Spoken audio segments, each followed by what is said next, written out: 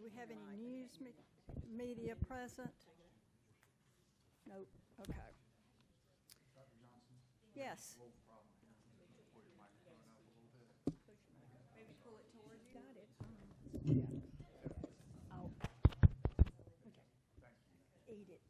Eat it. Okay. Okay.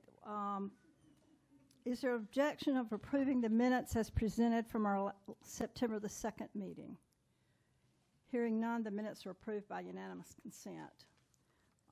Is there objection for approving the agenda for today as presented? Hearing none, the agenda is approved by unanimous consent. As I said, there's no one who has signed up for public comment, so we'll go right on into committee items. Our first item is the approval of non-certified teacher pilot program implementation guidelines. And I believe Ms. Mary Hill is going to talk. Yes, ma'am. Good morning, everyone. I hope you are doing well. Act 30 of the most recent legislative session directs the department to establish a 5-year pilot program allowing districts to hire non-certified teachers at up to 10% of the total teaching number in a school, and to then shepherd those individuals towards becoming certified and enrolled in a preparation program. So what I'm bringing before you today are the guidelines the department has developed for that program that we have been directed to establish. The first part of the guidelines document actually includes the full text of Act 30, and you'll see Act 30 was in 2 sections. The first section is what applies to this pilot. Section 2 of the guidelines is a section that falls under Title 23, related to the Law Enforcement Division. So for the purposes of these guidelines, I'm just going to walk through what we've included in this. And one thing to say, in developing the statute, the legislature did put guardrails in place. And so we have then kind of operationalized those in these guidelines. So again, the purpose would be to allow participating school, and it is optional. So a district would have to opt in and have schools opt in to participate in the pilot. They can hire non-certified teachers up to 10% of their total teaching positions, and those individuals would have to meet eligibility criteria and within 3 years enroll in a preparation program. Unless this pilot is extended by the General Assembly, it will sunset June 30th, 2030. The first section of the guidelines concerns district and school eligibility. It's the superintendent's responsibility to submit the application on behalf of the district. And they have several options. They can choose for all of their schools to participate, some schools, or no schools. So we've actually started to hear from some district personnel administrators. Some districts are not going to opt into the pilot. We've heard from others that maybe several of their schools they want to participate. And I do anticipate we could have some districts that opt for all of their schools to participate. The superintendent, in submitting that application, will have to identify the schools that are participating in the pilot, the total FTE positions that fall under the pilot. So we have defined that as position codes 3 through 9, all of our classroom teaching positions. They would then have to identify the eligible number of positions. So if a school had 30 teachers, they could have 3 that could be hired under this particular provision. They also have to establish who will be the district facilitator, the staff member at the district level responsible for implementing and overseeing the pilot. Additionally, there's some district and school assurances that we are asking in that application. Make sure that the individuals you hire are indeed eligible, that you are maintaining that number that are eligible to participate, that you're assigning an assistance team to that non-certified teacher, because we think that's a very important part of this process, to provide that support and feedback to these individuals to move them forward towards enrollment in a preparation program. Monitoring the performance of those individuals. in the pilot and in classroom practice, so that helps them make the hiring decision for the following year and to ensure that indeed these folks are well equipped to become successful teachers. Again, they do have to provide an assistance team. That assistance, we do ask that they're going to maintain documentation over 3 years of the progress of that candidate, and we're working on the template for that so that districts don't have to create that on their own. Our colleagues in Arkansas have a similar program, and they have been gracious and shared their template with us recently. Eligible certification fields, we've listed those in the guidelines as well, and you'll see most classroom teaching fields here are included. We did not include early childhood, given sort of the particular needs in child development and in those early years. We also did not include special education fields, largely because of some restrictions under the Individuals with Disabilities Education Act, that federal legislation. CTE work-based fields are not included here because those individuals have to meet trade and industry specifications. So again, we've listed the eligible fields. We also have outlined participant eligibility. In the law, those individuals have to have at least a bachelor's degree and an academic major in the certification field. We have defined that here just as we do for our alternative route programs, a major or a major equivalence. Our alternative certification team maintains a document with certification fields and eligible or kind of corresponding majors. Ms. Gaither, who is our team lead for alternative certification, she and her team work on that documentation and maintain that and provide guidance to our alt route programs. And I think you'll see that many of the candidates in this pilot will move towards alternative certification programs because many of them will be career changers. There are work experience requirements in the law itself as well. So in addition to having the academic background, individuals have to have 5 years of work experience, and we have defined that here as well. We've also listed some exclusions. So individuals who have finished a prep program but have not been able to qualify for a standard educator certificate would not fall under this because, again, the pilot is moving these individuals toward enrollment in a preparation program and certification. We're excluding here individuals who've already completed a preparation program. We also have restricted access to the program to anyone whose certificate is actively suspended or revoked by this board or suspended or revoked by a comparable board in another state. Anyone whose application for educator certification the board has denied, at least during that term of denial. So we've put some safeguards in place there. The next section concerns the application requirements for individuals in the pilot. Application, transcript, fee, background report.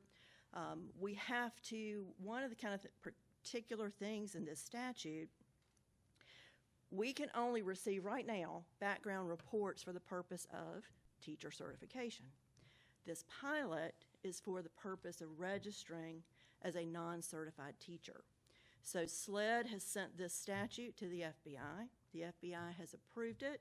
They have issued an agency originating number, an ORI, particular to this piece of legislation and the pilot. So individuals who apply for registration as a non-certified teacher have to get fingerprinted under that particular ORI when they go. So that's going to be a logistical, I won't say challenge, but it's going to be a difference for us because I think y'all have heard me say before, I like my job, I want to keep it, I do what SLED tells me. So, and then finally you'll see we have included some information about the registration itself. It will be valid for a period of 3 years. For individuals that go on to enroll in a traditional preparation program, we anticipate that we may have to extend that registration for 2 additional years. Individuals that fully enroll in an alt-route program, they're going to qualify for an alt-route certificate, so we will not need to extend their registration. And then finally, we have some information for districts and participants about the employment agreement that they will work under. Essentially, it's at the discretion of the district and in collaboration with the district. So the district will establish the employment agreement, compensation rate. So those are the things that we have included in the guidelines. Next step will be for districts. If the guidelines are approved, we'll begin working with districts on that application process. Can I answer any questions? Mary, one of the first things I thought when I read this is, what is the incentive for doing this versus our already approved alternative programs? So that's a really good question. I think the difference perhaps will be, we often see districts hiring individuals before they become eligible for an alt route.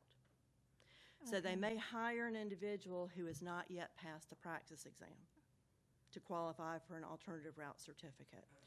That's why I do anticipate that we're going to see districts kind of focusing on some of those candidates that are trying to qualify for an alt route program. Okay.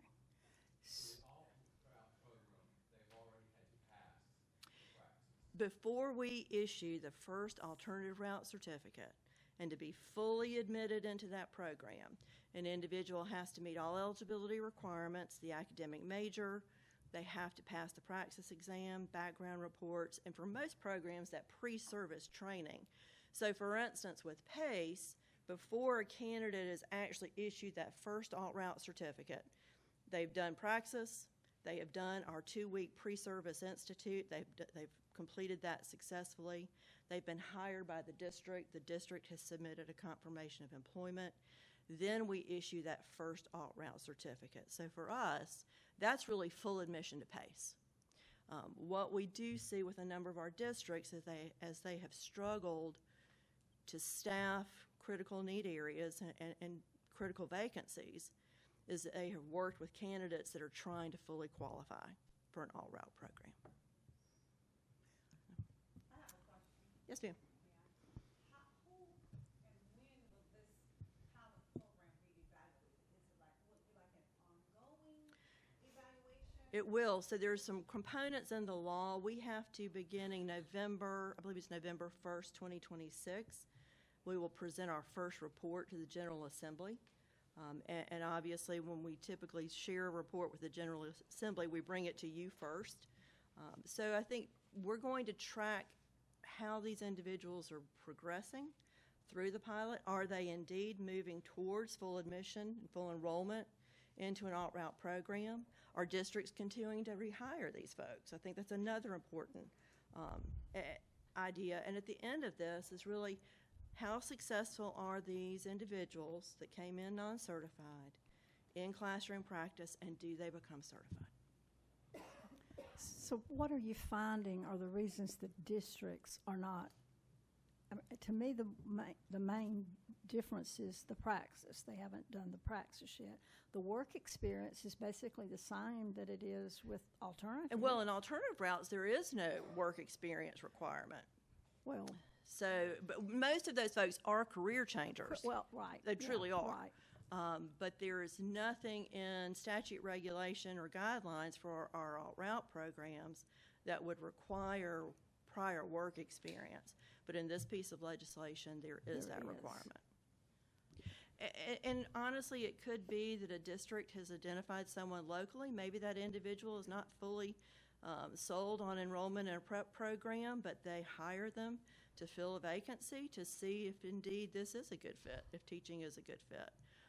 I think we see districts make a number of decisions about staffing vacancies and identifying candidates. So to me, this is an opportunity for districts to really identify some local folks that are well equipped to become teachers and that they want to nurture along the way. But for I the have a most question. part, it's general ed. This is basically for general ed, because you said special does No, not. we did not include special education in the pilot. I have a question. Yes. So if they do not do well that first year with that school and they decide not to hire them back, can that person go to another school? That would be another district's decision. So the way we will actually issue the registration is it will be specific to the individual, the requested certification field, the district, and the school. So that registration will not be portable from one district to another. If another district chooses to hire that individual, they could do so, but I think we have to be careful, and we'll have to make some decisions then. Does that individual have 3 years, or do they just have 2 years now to get enrolled in a program? Did it include foreign language? We have included world language here. Yeah. Are there other questions? Mary, clarify for me, in our charter schools now, public-private charter schools, we still have the 25% of non-certified They teachers. can hire up to 25% unless they were constituted a slightly different way. If they were converted from a public to a private or a public to a charter, I think it's 10%. But for most charter schools, that's 25%. It's 25%. Yes, ma'am. Okay, thank you. So this Mary. is actually a little more narrow. Yeah. Yes, sir. Mary, I know the part that I have a problem with is not your work, it's what the legislature did, but I did want to express my displeasure with the legislature, the way they worded the Title 23 part of it. When I was in the military, we had to give DNA specimens, and that was so that in the event that, we got killed, that they would be able to identify us, without any problems. Well, part of what they did there to make everyone okay with giving those is the legislature passed law that said that they could not use those in law enforcement. They couldn't use it for law enforcement purposes. Well, here we've got in this legislation in the Title 23 portion, it specifically says that the FBI and SLED can maintain those fingerprints and use them in comparing them to latent prints that are obtained in a law enforcement investigation. I have a real problem with that, and in my opinion, I think that violates the applicant's Fourth Amendment constitutional rights for an unwarranted search. My understanding, and Philip, I think, is still here, this language, so the FBI has a service called RATBAC that some states utilize for individuals who are licensed in professions. And they have to have authorizing statutes and then additional requirements in place so that, for instance, the Ohio Department of Education, their teachers are enrolled in that RATBAC system. So if a certified teacher in Ohio is arrested, the Ohio Department of Education gets an alert concerning that arrest of one of their certified teachers. So there's a provision in the law that says that notification would go to the SLED and to the originating agency, which would be what group licensed that individual. But no, you're exactly right. This section of the law falls under Title 23 and not under Title 59. Yeah, So, well, you count on it. I'm going to be talking to some legislators. So, thank you. sure. If I can make one comment, Mary, it seems to me that this is going to put a lot of responsibility on districts, It will. especially for the first couple of years that they may be working with a non-certified teacher, because by the third year they have to enroll in a teacher prep By the end of program. that third year, correct. But this is a lot of responsibility for the district to determine if that person they've hired is the right candidate for that, and they can move forward. And I think those are some protections for students. We want to make sure that an individual they are hiring who is non-certified is effective in classroom practice and does have the skills and dispositions to go on to be a certified educator and to continue in that role. And we do think it's important that districts, have a great deal of buy-in here. If you want to hire a non-certified individual as part of this pilot, there are some requirements for you to kind of support that individual and move them towards enrollment in a program. So, thank you. I have a Mr. couple of questions. Yeah, one on accreditation for the school. Does that waive for them if they go for the first 3 years with that person? They're not counted against them. That will, I think, be a decision here in the agency in our Office of Federal and State Accountability. I think if the legislature is saying we can do this, and you can hire a non-certified individual in this role, but there are still some protections. So, for instance, we did include in there, say under Title I, if you've got a Title I school and you have a requirement to notify parents if a teacher is not certified or is teaching out of field, nothing, precludes or nothing, I would say, excludes a district. They can't just say, oh, this person's in the pilot, I don't have to notify parents. They would still have to notify them under Title I requirements. But it's probably not going to be held against the school or district to go this route. I don't think so, Okay, but that's part of the process here. gotcha. We're building the plane. Building We're building the plane. Then the last question, if they go into the traditional program, they're not teaching anymore, they're going full-time to do that, or are they going to do both? No, I think it would be a combination. So, we have a number of prep programs that are online primarily, some, for instance, I think you could reasonably see some partnerships between districts and colleges and universities, that want to help these folks in a traditional program like an MAT, work with that district so that these individuals are in the classroom in the day, and then whether it's in the night, weekends, whatever, enrolling in courses. We actually spoke with the deans yesterday and shared information about the pilot with them. And I think one of our hopes is that districts are taking advantage of those relationships with the higher ed institutions in their area, and that our higher ed institutions are reaching out to where the districts where they place candidates to support a school that might want to do this. Are there other questions? I have one more. This is just for me. Mary, we had to have fingerprints. Yes, ma'am. The state board has. Is that on the same level that the teacher is on? No. No, there is a difference in There that is, code because your section. fingerprints for the purpose of hearing disciplinary cases, your fingerprints are actually not run through the FBI. It's a SLED check only, because there would have to be an authorizing statute for that. Okay. But because you do hear information that's could be contained in a background report, SLED requires all of us to get fingerprinted and go through that clearance process. And one more. On the 25% that charter schools have, does that 25% have to go through this same situation? Situation meaning? SLED check, the whole? So minimally, they would have, the school and the district, so whether it's the public charter school district or Erskine, Limestone would have to do minimally a name-based SLED check of those individuals. That's actually in another statute. Right, so that's not they Yeah, don't fall unless under an the same. individual is applying for teacher certification, or once this is fully implemented, registration as a non-certified teacher in the pilot, we don't have authority to receive background checks for any other purpose. Okay, So. thank you.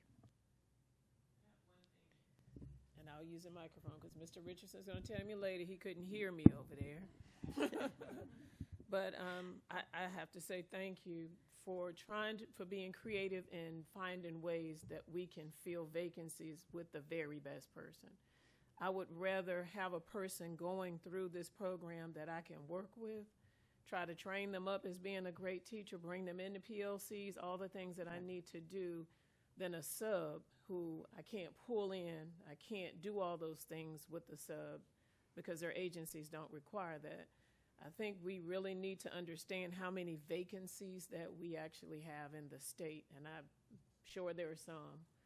I know the struggle that I have had, and I am at 100%, and I'd like for everybody to know that. TA is the first time ever that I've been at 100%. But thank you for at least reaching outside the box to try to figure out what else we can do to bring people in, that we can truly vet them first, bring them in, and see how we can help them to be great educators. So. And We I have to appreciate do the feedback. something. And We gotta do we'll learn from those of you who are out in schools how this goes. So If I can, I'll add to that. We're truly at the point now in schools we're putting people in classrooms to supervise and manage. I didn't say anything about teaching.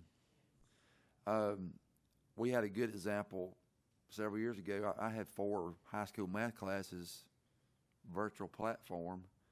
Had to hire a proctor for supervision.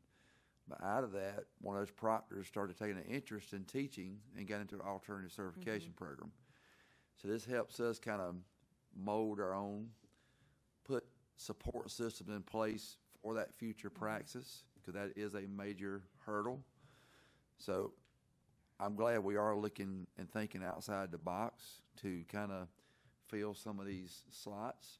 Some will be successful, some will not, but at least we can kind of manage that piece of the district. So thank you, because we're at a major time of shortage, and we need more than just supervised classrooms. We need teaching and learning taking place. And we've got to remember, a lot of these kids that graduate from high school and go straight to college, we still getting that negative feedback on being a teacher, so then they don't have that parent support maybe and push to go that way.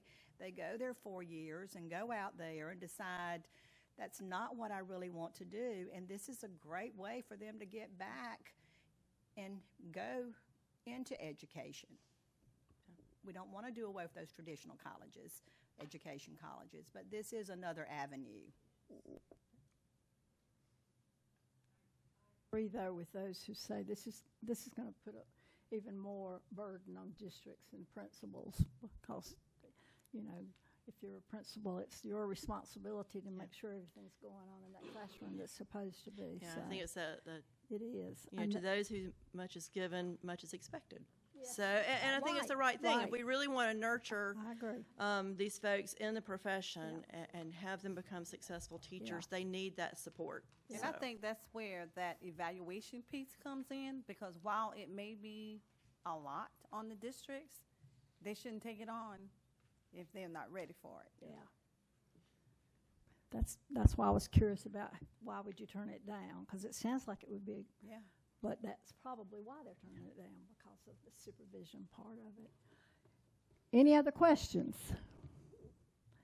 If not, is there a motion to approve the approval of non-certified teacher pilot program implementation guidelines?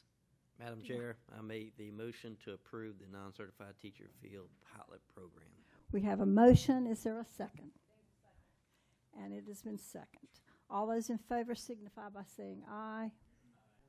Anyone opposed? Very good. Thank you, ma'am. Thank you. Thank you. Thank you.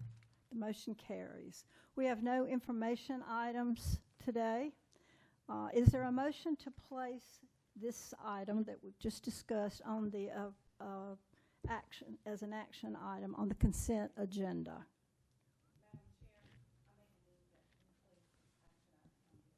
Thank you. Is there a second? Second, Warren. A motion has been made and it has been seconded. All those in favor of the motion signify by saying aye. Any opposed? Any other business? If not, is there a motion to adjourn? Somebody make a motion to adjourn, or we'll be here all afternoon. Is there a second? And it is second. All those in favor say aye. Thank you.